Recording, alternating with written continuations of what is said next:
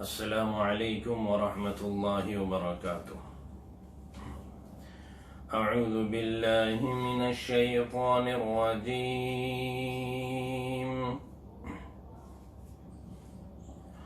بسم اللہ الرحمن الرحیم۔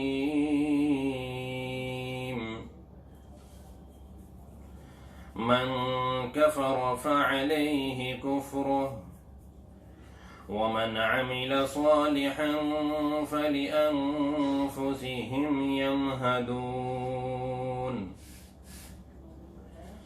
ليجزي الذين آمنوا وعملوا الصالحات من فضله إنه لا يحب الكافرين۔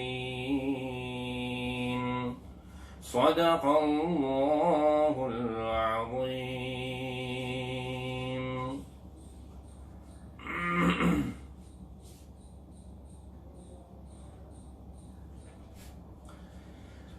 یہ سورہ روم کی آیت نمبر 44 اور 45 تلاوت کی گئی ہے۔ پچھلی آیتوں میں انسان کی بدعمالیوں کی بنسبت بدولت دنیا میں خشکی اور تری میں مصائب، آفات، وبائی امراض اور مصیبتوں کے آنے کا ذکر تھا۔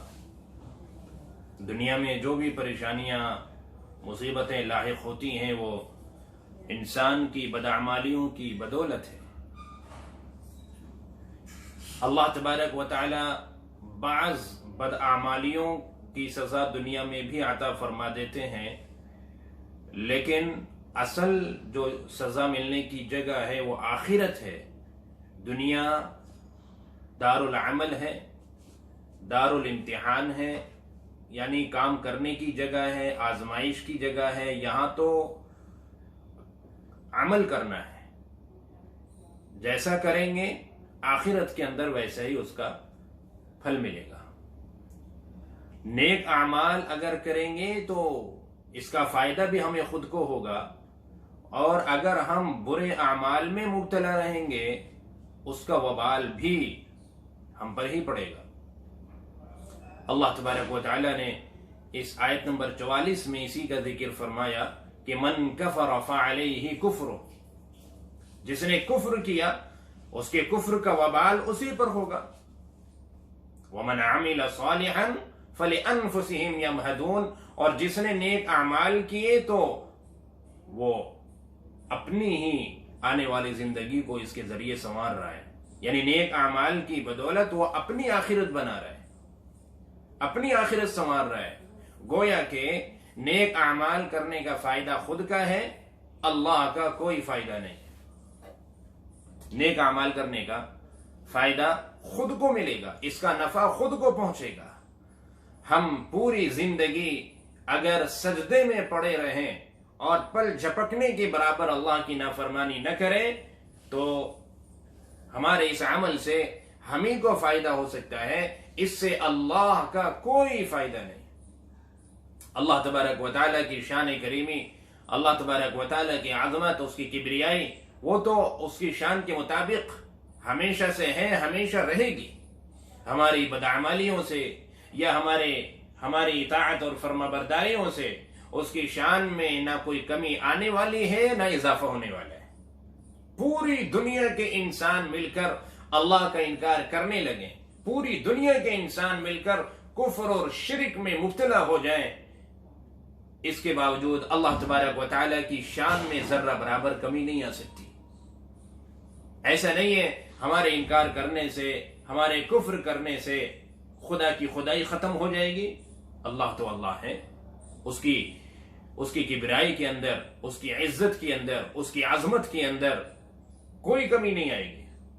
ہاں، نقصان ہمارا اپنا ہوگا، اس کا جو وبال ہوگا ہمیں بھگتنا ہوگا، اس کا خمیازہ ہمیں اٹھانا ہوگا، دنیا میں بھی اور آخرت میں بھی۔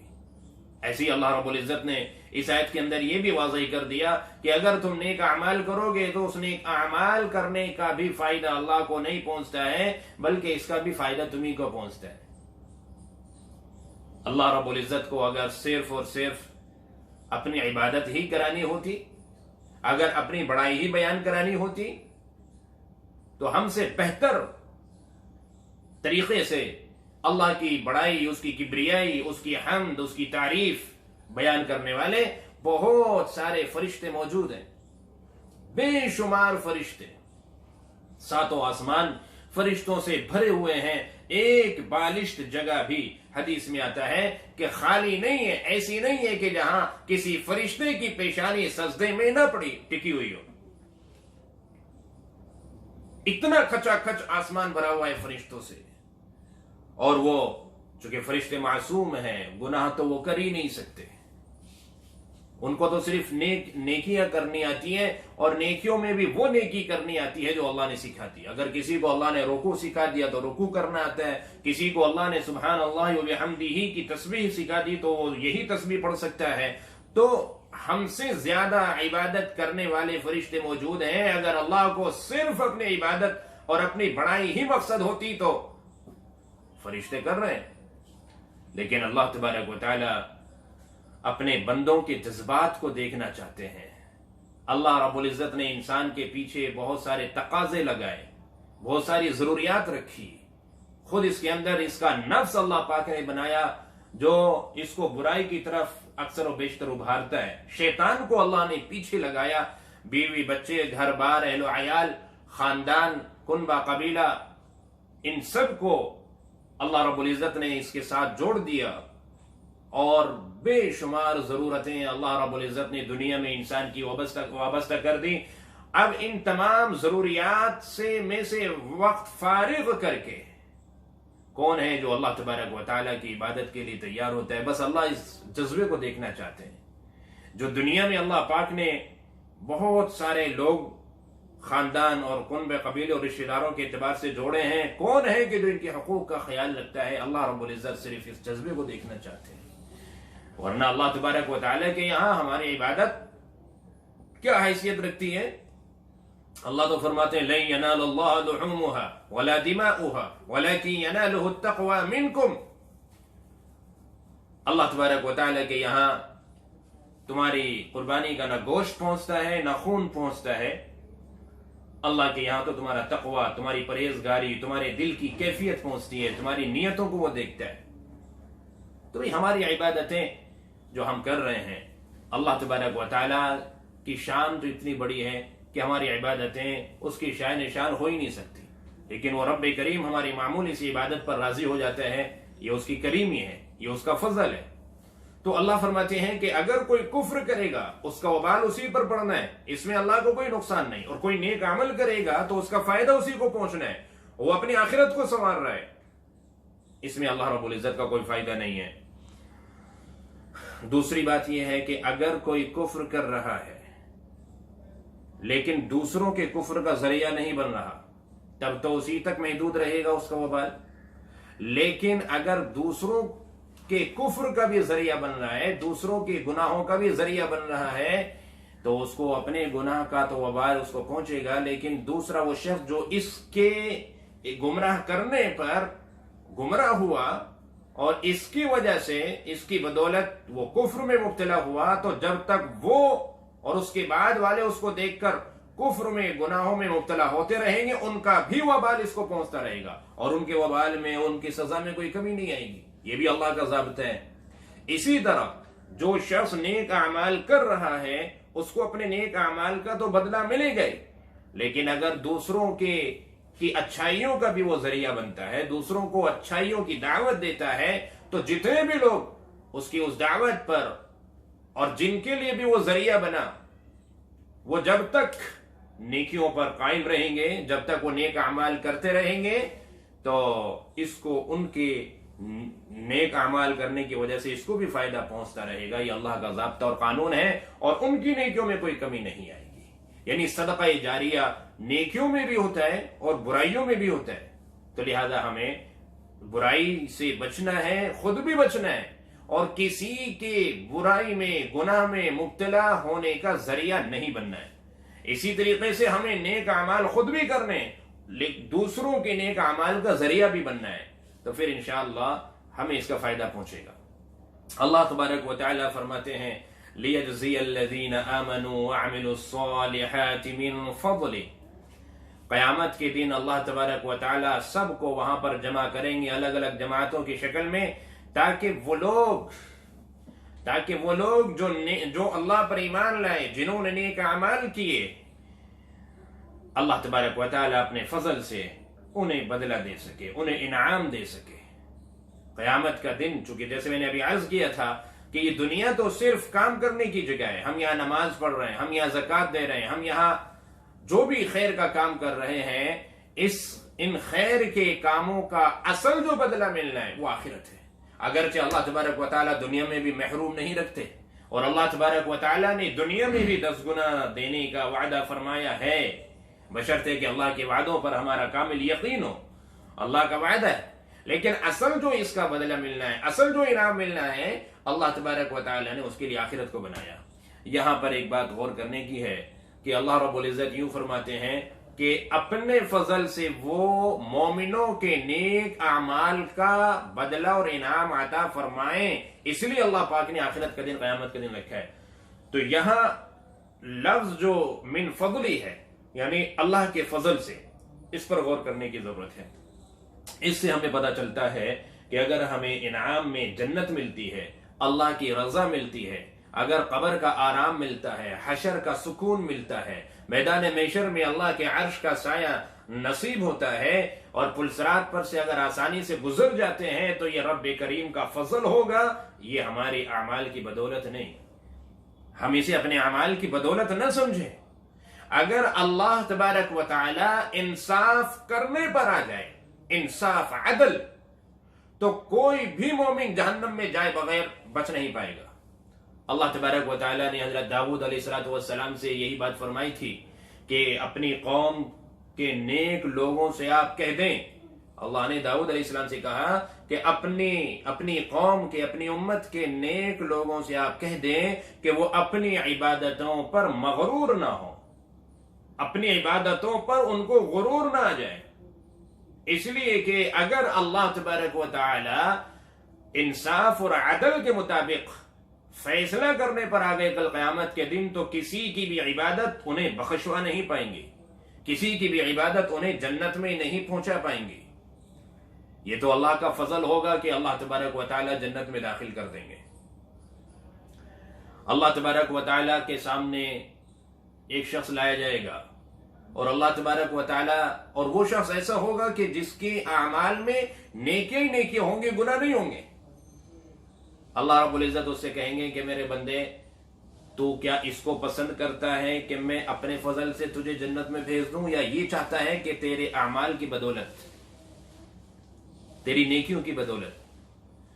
وہ بندہ کہے گا یا اللہ آپ تو جانتے ہیں کہ میں نے کبھی کوئی نافرمانی نہیں کی، میں نے کبھی کوئی گناہ نہیں کیا۔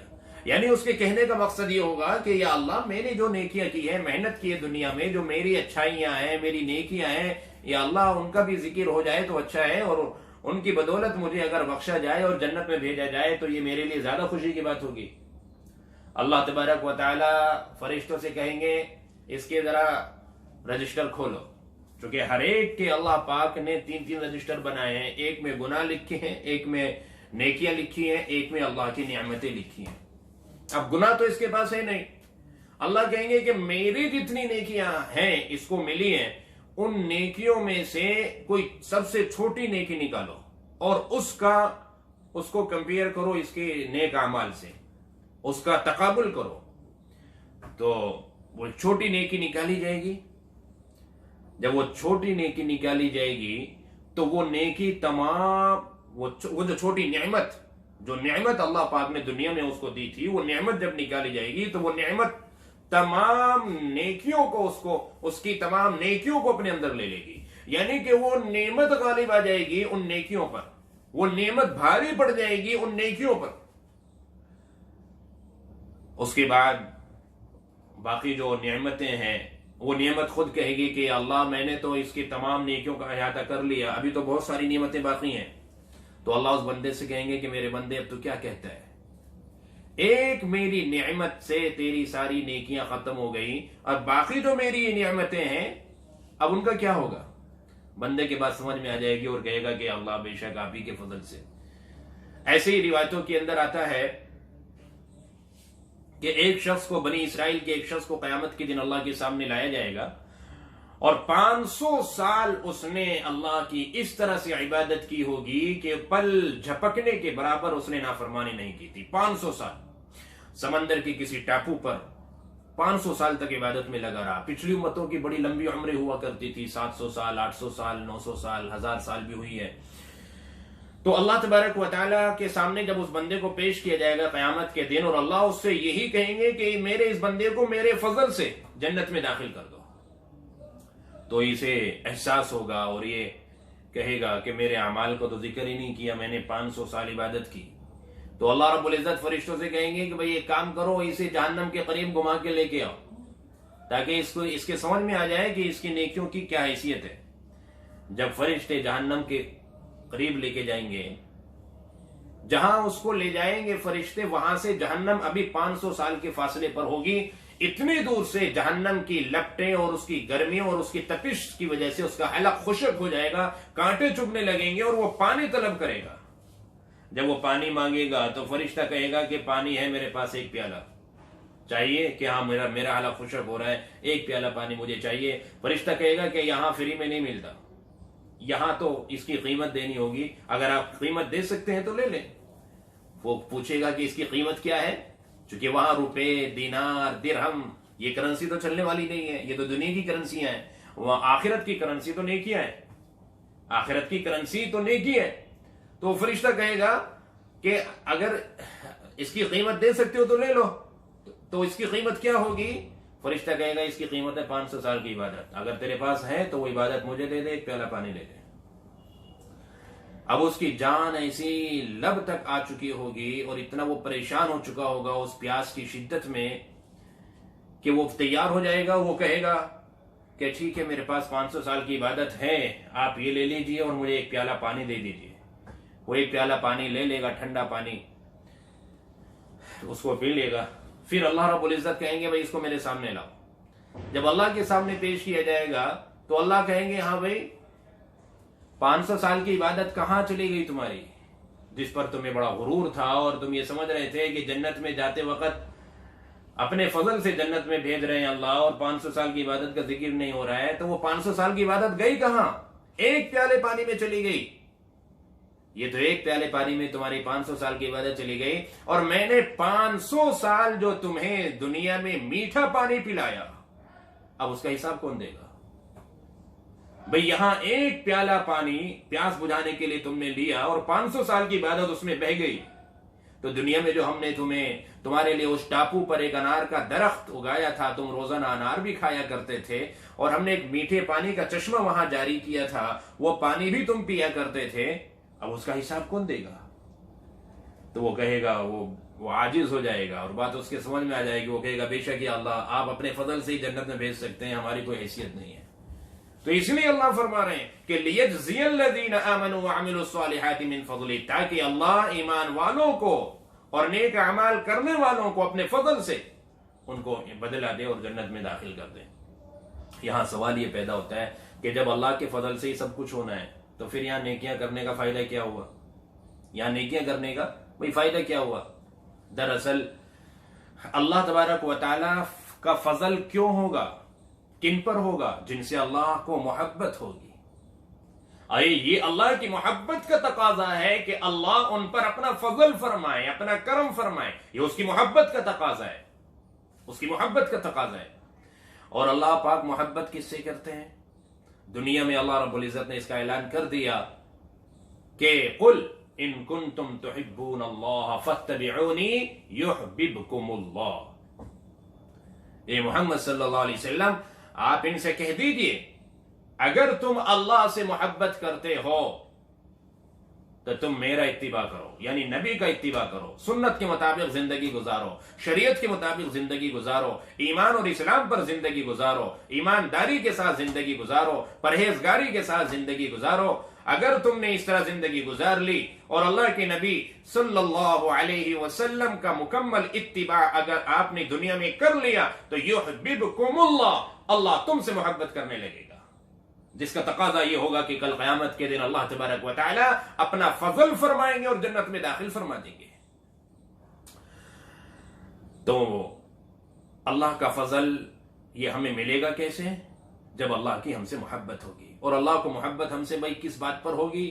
ایمان لانے پر ہوگی، نیک اعمال کرنے پر ہوگی، گناہ کرنے پر نہیں ہوگی، کیونکہ اس کے تعلق سے تو اللہ فرما رہے ہیں کہ انہ لا یحب الکافرین، انکار کرنے والوں سے اللہ محبت نہیں کرتے، منکرین سے اللہ محبت نہیں کرتے۔ جو اللہ کا انکار کرتے ہیں، اللہ کے نبیوں کا انکار کرتے ہیں، جو قیامت کے دن کا انکار کرتے ہیں، جو آخرت کا انکار کرتے ہیں، جو اللہ کی کتابوں کا انکار کرتے ہیں، اللہ ان سے محبت نہیں کرتے۔ جو اللہ کی نافرمانی میں اور گناہوں کے اندر زندگی گزارتے ہیں، اللہ ان سے محبت نہیں کرتے۔ اللہ محبت ان سے کرتے ہیں جو اللہ پر ایمان لاتے ہیں، جو نیک اعمال کرتے ہیں، اور جن سے اللہ کو محبت ہوگی ان پر اللہ کا فضل بھی ہوگا۔ دوسری بات یہ ہے بھائی، ابتدائی مرحلہ تو ہوگا کہ اللہ اپنے فضل سے جنت میں داخل فرمائیں گے، لیکن جنت میں داخل ہو جانے کے بعد جنت کے جو اللہ پاک نے لامحدود درجات بنائے ہیں، سینکڑوں اللہ پاک نے ہزاروں جو جنت کے درجات بنائے ہیں، ان درجات کی بلندی جو ملے گی وہ اعمال کی بدولت ملے گی۔ جنت میں ابتدائی مرحلے میں، شروعات میں داخلہ اللہ کے فضل سے ہوگا، لیکن جنت میں جانے کے بعد اب کس کو کون سی جنت ملنی ہے یہ ہوگا اعمال کی بنیاد پر۔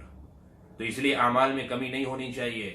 جنتی جب جنت میں جائے گا، روایتوں میں آتا ہے کہ وہ شروع میں بہت ہی حسرت اور افسوس کرے گا، حالانکہ جنت افسوس کرنے کی جگہ نہیں ہے، لیکن ابتدا میں شروع میں اس کو بڑا افسوس ہوگا، اور جب وہ اپنے سے اوپر والوں کو دیکھے گا کہ ہم سے زیادہ نعمتوں میں جو لوگ اور اچھی جنت کے اندر ہیں، تو وہ تمنا کرے گا کاش میں اور محنت کرتا، اور زیادہ نیک اعمال کرتا، اور زیادہ نیکیاں کماتا، تو پھر میں بھی اس درجے پر ہوتا، اور میں بھی اتنی عیش اور آرام کے اندر ہوتا اور اچھی جنت میں ہوتا۔ سب سے جو بلند اور سب سے بہترین جو جگہ ہے جنت کی وہ جنت الفردوس ہے، جس کا ذکر احادیث کے اندر آتا ہے۔ تو بھئی ہمیں نیک اعمال سے نہیں بیٹھنا ہے یہ سوچ کر کے جب اللہ کا فضل ہی ہونا ہے تو پھر ہم کیوں؟ بھئی اللہ کا فضل تو اسی بندے پر ہوگا جس سے اللہ محبت کریں گے، اور اللہ محبت اس سے کریں گے جو اللہ پر ایمان لایا ہوگا، جس نے نیک اعمال کیے ہوں گے۔ اور ایک روایت میں آتا ہے کہ اللہ تبارک و تعالی دنیا میں نیک اعمال کی توفیق انہی لوگوں کو اللہ دیتے ہیں جن کو اللہ رب العزت قیامت کے دن اپنے فضل سے جنت میں داخل کرنا چاہیں گے۔ تو کسی کو بھی اپنے اعمال پر غرور نہیں کرنا چاہیے، اور کسی کو بھی اپنے اعمال کو کافی نہیں سمجھنا چاہیے۔ کبھی یہ ذہن میں، دل میں یہ خیال نہیں آنا چاہیے کہ میں تو بہت نیکیاں کر چکا، بہت نیک اعمال کر چکا۔ ہمارا حال تو یہ ہے کہ اگر کچھ روز پابندی سے ہم نماز کا اہتمام کر لیں اور تلاوت اور ذکر کا اہتمام کر لیں، ہم سمجھتے ہیں کہ مجھ سے بڑا فرشتہ کوئی نہیں ہے، اور ہم یہ سمجھتے ہیں کہ میں جو کہوں اب تو رب کو میری ساری باتیں مان لینی چاہیے، جبکہ ہماری عبادتیں اللہ کی نعمتوں کے مقابلے میں کچھ حیثیت نہیں رکھتی ہیں۔ ہمیشہ ہمیں اس چیز کا احساس رہنا چاہیے، اور زیادہ سے زیادہ اللہ کی عبادت کے اندر لگے رہنا چاہیے۔ اللہ تبارک و تعالی ہم سب کو صحیح سمجھ عطا فرمائے، عمل کی توفیق عطا فرمائے۔ السلام علیکم۔